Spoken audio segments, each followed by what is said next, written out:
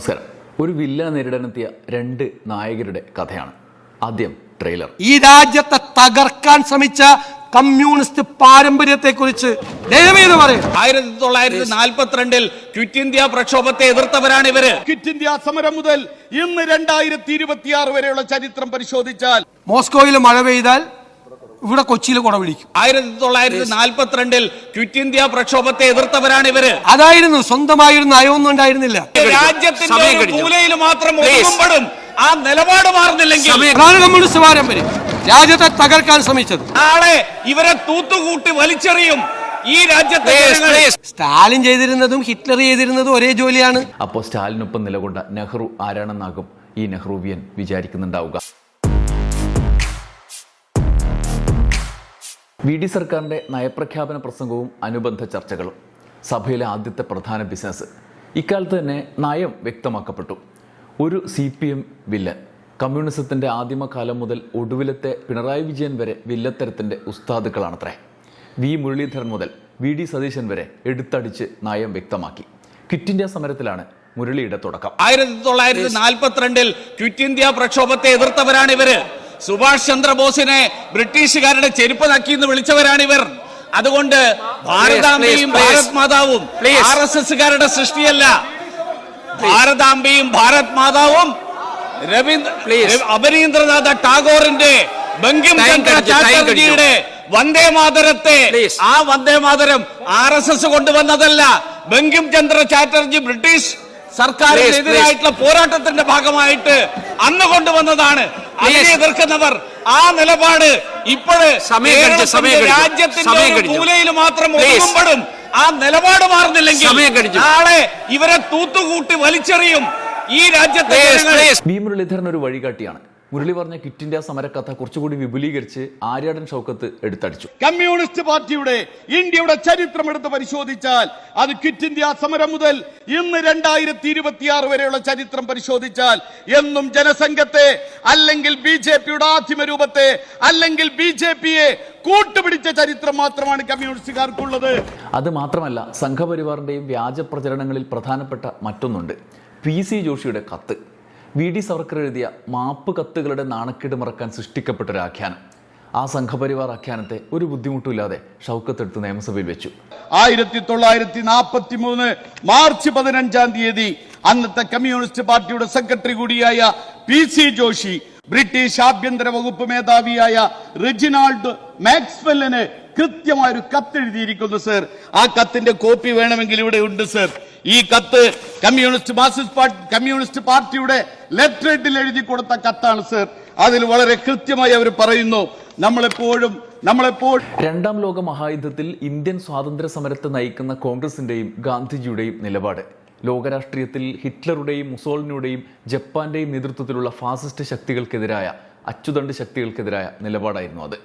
ആ യുദ്ധത്തിൽ ആ നിലയിലാണ് ഇന്ത്യൻ കമ്മ്യൂണിസ്റ്റുകളും നിലപാടെടുത്തത്. അപ്പുറത്ത് ബ്രിട്ടൻ ഉണ്ടായിരുന്നു എന്നുള്ളത് യാഥാർത്ഥ്യമാണ്. എന്നാൽ അത് ബ്രിട്ടീഷ് സർക്കാരിനെ പിന്തുണക്കലായിരുന്നില്ല. നേരെ മറിച്ച് ഫാഷിസത്തിനും നാസിസത്തിനുമെതിരായ നിലപാടായിരുന്നു. PC ജോഷി എഴുതിയ കത്തിനെ പറ്റി പാർട്ടി നിലപാട് വിശദീകരിച്ച് ഒരു കത്തല്ല പല കത്തും എഴുതിയിട്ടുണ്ട്. അതിൽ പറഞ്ഞത് പാർട്ടി നിലപാടാണ്. ഫാസിസ്റ്റ് വിരുദ്ധ യുദ്ധത്തിന് അനുകൂലമായി കമ്മ്യൂണിസ്റ്റുകാർ പ്രവർത്തിക്കേണ്ടതിന്റെ ആവശ്യകത ബോധ്യപ്പെടുത്താൻ തയ്യാറാണ് എന്ന് പറഞ്ഞാണ് എഴുതിയത്. ചുരുക്കത്തിൽ മുരളീധരനും ആചാര്യരും പറയുന്നത് ആര്യാടൻ എടുത്ത് ഉദ്ധരിച്ചു. അരുൺ ഷൂരിയെ വരെ ആശ്രയിച്ചു കളഞ്ഞു. ക്വിറ്റ് ഇന്ത്യ സമരത്തിലെ കമ്മ്യൂണിസ്റ്റ് പാർട്ടിയുടെ നിലപാടിനെ വിമർശിച്ചായിരുന്നു ഷൂരിയുടെ ആ ലേഖനം. അതിന് അന്നത്തെ പാർട്ടി പോളിറ്റ് ബ്യൂറോ അംഗം M. ബസവ പുന്നയ്യ ഇല്ലസ്ട്രേറ്റ് വീക്കിലിയിൽ തന്നെ മറുപടി നൽകി. പീപ്പിൾസ് ഡെമോക്രസിയിൽ വിശദമായ മറുപടിയും നൽകി. രണ്ടാം ലോക മഹായുദ്ധം 1939 രണ്ട് സാമ്രാജ്യത്വ ശക്തി ധ്രുവങ്ങളാണ് ഉണ്ടായത്. അച്ചുതണ്ട് ശക്തികൾ ഒരു ഭാഗത്ത്, ജർമ്മനി, ജപ്പാൻ, ഇറ്റലി; മറുവശത്ത് സഖ്യശക്തികൾ Britain, France, America. Soviet Union ആദ്യഘട്ടത്തിൽ ഇരുവശത്തും ഇല്ലായിരുന്നു. സോവിയറ്റ് യൂണിയൻ യുദ്ധത്തിൽ ചേർന്നില്ല. 1941 ജർമ്മനിയും കൂട്ടാളികളും വലിയ മുന്നേറ്റം ഉണ്ടാക്കിയ ശേഷം സോവിയറ്റ് യൂണിയനെ ആക്രമിക്കാൻ പുറപ്പെട്ടു. അതോടെയാണ് സോവിയറ്റ് യൂണിയൻ ബ്രിട്ടനോടൊപ്പം ചേർന്ന് ജർമ്മനിക്കെതിരെ യുദ്ധരംഗത്തേക്ക് വന്നത്. ആ സമയത്ത് നമ്മുടെ രാജ്യത്ത് തീക്ഷ്ണമായ സ്വാതന്ത്ര്യ സമരം നടക്കുകയാണ്. സോവിയറ്റ് യൂണിയൻ ആക്രമിക്കപ്പെട്ടപ്പോൾ മഹാത്മാഗാന്ധി തന്നെ പറഞ്ഞത് എന്റെ സഹതാപം ഇംഗ്ലണ്ടിനോടൊപ്പമാണ് എന്നാണ്. ബ്രിട്ടീഷ് വൈസ്രോയി ലിൻലിത്ഗോ പ്രഭുവിനോട് താൻ അങ്ങനെ പറഞ്ഞതായി ഗാന്ധിജി തന്നെ തന്റെ സമാഹൃത കൃതികളിൽ എഴുതിയിട്ടുമുണ്ട്. ഇനി ക്വിറ്റ് ഇന്ത്യ സമരത്തിന്റെ കാര്യം എന്താണ്? ഇതേ കാലത്താണ് യുദ്ധോത്സുകമായ മുന്നേറ്റത്തിന് സുഭാഷ് ചന്ദ്രബോസ് ഇറങ്ങുന്നത്. നേതാജിയുടെ സമരോത്സുകതയോട് ജനങ്ങൾ കൂടുതൽ അടുക്കുന്നത് കണ്ടാണ് 1942 ആഗസ്റ്റിൽ ക്വിറ്റ് ഇന്ത്യ സമരം പ്രഖ്യാപിക്കുന്നത്. ഗാന്ധിജി പോലും രണ്ടാം ലോക മഹായുദ്ധകാലത്ത് ബ്രിട്ടനും സോവിയറ്റ് യൂണിയനും നേതൃത്വം നൽകിയ സഖ്യത്തിനാണ് മാനസിക പിന്തുണ നൽകിയത് എന്ന് പറഞ്ഞല്ലോ. ഹിറ്റ്ലറുടെ ജർമ്മനി യുദ്ധം ജയിക്കുന്ന ഘട്ടം വന്നാൽ അത് ലോകത്തെയാകെ നാസിസം കീഴ്പ്പെടുത്തുമെന്ന ശരിയായ വിലയിരുത്തലായിരുന്നു അന്ന് കമ്മ്യൂണിസ്റ്റ് പാർട്ടി നടത്തിയത്. അതിനാലാണ് സോവിയറ്റ് യൂണിയൻ നേതൃത്വം നൽകിയ പക്ഷത്തിന് പിന്തുണ നൽകിയത്. അതിന്റെ അർത്ഥം ബ്രിട്ടീഷ് രാജിനെ അംഗീകരിച്ചു കൊടുത്തു എന്നല്ല. രണ്ടാം ലോക മഹായുദ്ധത്തിന്റെ കാര്യത്തിൽ ബ്രിട്ടനൊപ്പം മാനസികമായി നിലകൊണ്ട ഗാന്ധിജി 1943 42 തൊട്ടടുത്ത വർഷം തന്നെ ക്വിറ്റ് ഇന്ത്യ സമരം പിൻവലിച്ചത് ലോകരാഷ്ട്രീയത്തെ ഫാസിസം വിഴുങ്ങുമെന്ന ആസന്നമായ കാര്യത്തെ മുൻകൂട്ടി കണ്ടുകൊണ്ടാണ്. ക്വിറ്റ് ഇന്ത്യ സമരത്തെക്കുറിച്ച് പറയുന്നവർ ഒരു കൊല്ലത്തിനുള്ളിൽ അത് പിൻവലിക്കപ്പെട്ട സാഹചര്യവും ആലോചിക്കണം. എന്നാൽ അതേ കമ്മ്യൂണിസ്റ്റുകാർ ബ്രിട്ടീഷുകാർക്കെതിരെ സായുധ പോരാട്ടത്തിന് ഇറങ്ങിയൊരു ചരിത്രം കൂടി പിണറായി പറഞ്ഞു. പെഷവാർ, കോൺപൂർ, മദ്രാസ്, മീററ്റ്, ലാഹോർ ഗൂഢാലോചന കേസുകൾ കമ്മ്യൂണിസ്റ്റുകാർക്ക് മേൽ ചുമത്തപ്പെട്ടത് ഇതേ കാലത്താണ്. കോൺഗ്രസിന് മേൽ നിരോധനമില്ലാതിരുന്നു ആ കാലത്ത്. എന്നാൽ ആ കാലത്ത് ബ്രിട്ടീഷുകാർ കമ്മ്യൂണിസ്റ്റ് പാർട്ടിയെ നിരോധിച്ചിരുന്നു എന്നതും ഓർക്കേണ്ടതാണ്. നിരോധനം നീങ്ങിയപ്പോഴോ? നിരോധനം നീങ്ങി 1943 കമ്മ്യൂണിസ്റ്റ് പാർട്ടിയുടെ ഒന്നാം പാർട്ടി കോൺഗ്രസ് ബോംബെയിൽ നടന്നത്. 139 പ്രതിനിധികളാണ് ഇതിലുണ്ടായിരുന്നത്. സർ, ആ 139 പ്രതിനിധികളുടെ ക്രെഡൻഷ്യൽ റിപ്പോർട്ട് വന്നപ്പോ അവര് ആകെ ജയിലിൽ കഴിഞ്ഞ വർഷം 411 വർഷമാണ്. സർ, 1943 കമ്മ്യൂണിസ്റ്റ് പാർട്ടി നിരോധനം പിൻവലിച്ചിട്ടും ഒന്നാം കോൺഗ്രസ് സമയത്ത് 695 പാർട്ടി അംഗങ്ങൾ ജയിലിലായിരുന്നു. അവരിൽ 105 പേർക്ക് ജീവപര്യന്തം തടവ് ശിക്ഷയാണ് വിധിക്കപ്പെട്ടിരുന്നത്. സർ, ഇതൊക്കെ സ്വാതന്ത്ര്യ സമരത്തിന്റെ ഭാഗമായിട്ടുള്ളതാണ്. കമ്മ്യൂണിസ്റ്റുകാരും അന്ന് സ്വാതന്ത്ര്യ സമരത്തിന്റെ ഭാഗമായി ദേശീയ പ്രസ്ഥാനത്തിൽ പങ്കെടുത്തുകൊണ്ടാണല്ലോ പ്രവർത്തിച്ചിരുന്നത്. വി മുരളീധരൻ മുതൽ ഷൗക്കത്തും വി ഡി സതീശനും വരെ പറയുന്ന രാജ്യവിരുദ്ധ കമ്മ്യൂണിസ്റ്റുകളുടെ കാര്യമാണ്. അവന്മാരുടെ പൂർവികർ ഇന്ത്യയിലും ഇങ്ങ് കേരളത്തിലും ഉണ്ടത്രേ. നമുക്ക് ഒന്നിച്ചവരെ നേരിടാൻ സുവർണാവസരം ലഭിച്ചിരിക്കുന്നു. അത് ഉപയോഗിക്കുകയല്ലാതെ പിന്നെന്ത് ചെയ്യും? കമ്മ്യൂണിസ്റ്റുകാർ സ്വാതന്ത്ര്യ സമരത്തെ ഒറ്റിക്കൊടുക്കുക മാത്രമല്ല, അതുമാത്രമല്ല സർ, ഇന്ത്യൻ നാഷണൽ കോൺഗ്രസിന്റെ ഒളിത്താവളങ്ങളിൽ താമസിച്ചിരുന്ന കോൺഗ്രസിന്റെ നേതാക്കന്മാരെ കാട്ടിക്കൊടുക്കുന്ന ഉത്തരവാദിത്തമാണ് അന്ന് കമ്മ്യൂണിസ്റ്റ് പാർട്ടി ഏറ്റെടുത്തത്. എന്നാൽ ശരിക്കും സ്വാതന്ത്ര്യ സമര സേനാനികളെ ഒറ്റുകൊടുത്തത് ആരാണ്? 1946 പുന്നപ്ര വയലാറിൽ, 1948 മുതൽ 51 വരെ മലബാറിൽ പോലീസിനൊപ്പം സഞ്ചരിച്ച് കമ്മ്യൂണിസ്റ്റുകാരെ പിടികൂടാൻ കൂട്ടുനിന്ന ഷൗക്കത്തിന്റെ പൂർവികരുടെ പേരുകൾ നിരത്തിയാൽ തീരില്ല. മൊയാരത്തി ശങ്കരന്റെ ചരിത്രം നമ്മുടെ മുമ്പിലുണ്ട്. മഹാനായ കോൺഗ്രസ് നേതാവായിരുന്നു അദ്ദേഹം. കമ്മ്യൂണിസ്റ്റുകാരനായി പോയി എന്നുള്ളത് കൊണ്ടാണ് അന്നത്തെ കുറുവടിപ്പട വഴിയിലിട്ട് തല്ലിച്ചതച്ച് പോലീസിനെ ഏൽപ്പിച്ച് ജയിലിൽ കൊണ്ടുപോയി തല്ലിച്ചതച്ച് കൊലപ്പെടുത്തിയത്.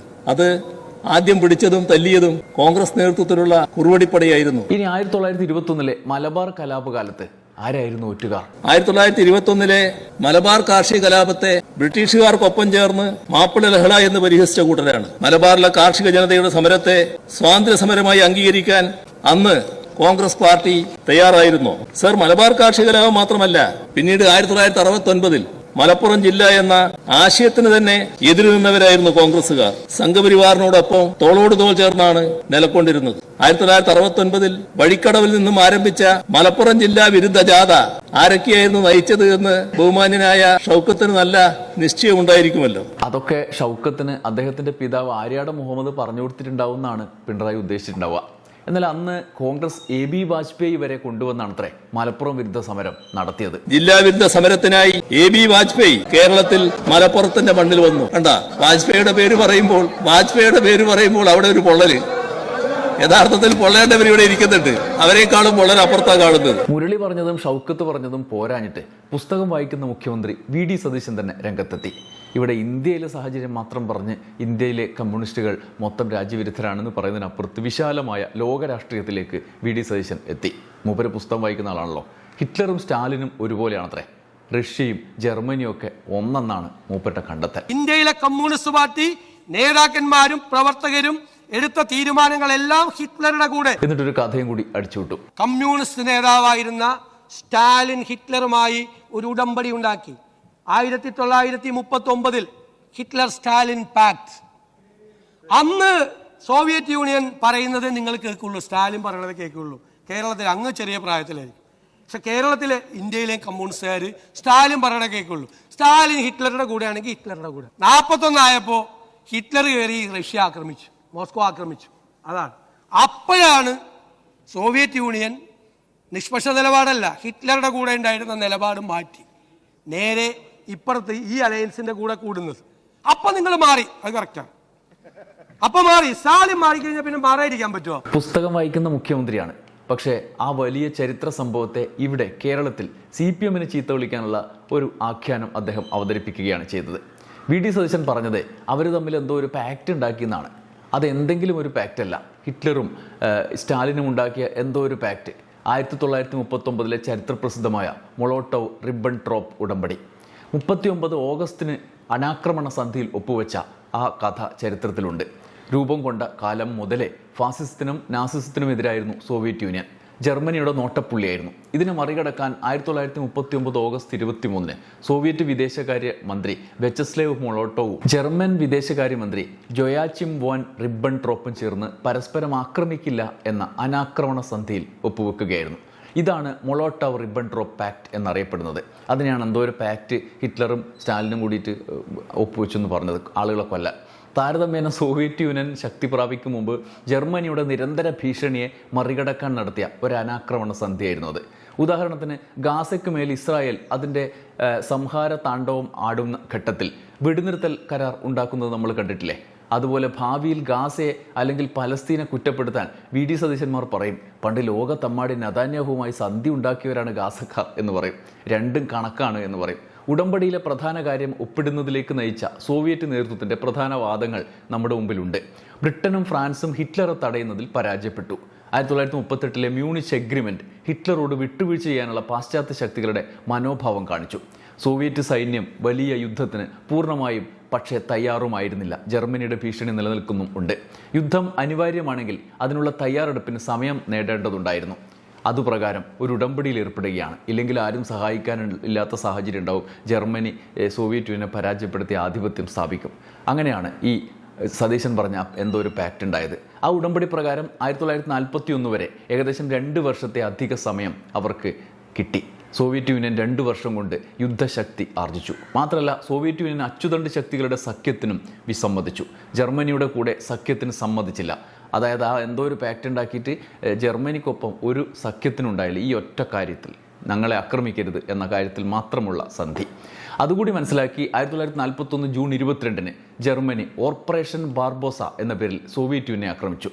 ഏകദേശം 30 ലക്ഷത്തിലധികം ജർമ്മൻ സൈനികർ പങ്കെടുത്ത ചരിത്രത്തിലെ ഏറ്റവും വലിയ കരയുദ്ധ ആക്രമണമായിട്ടാണ് അത് കരുതപ്പെടുന്നത്.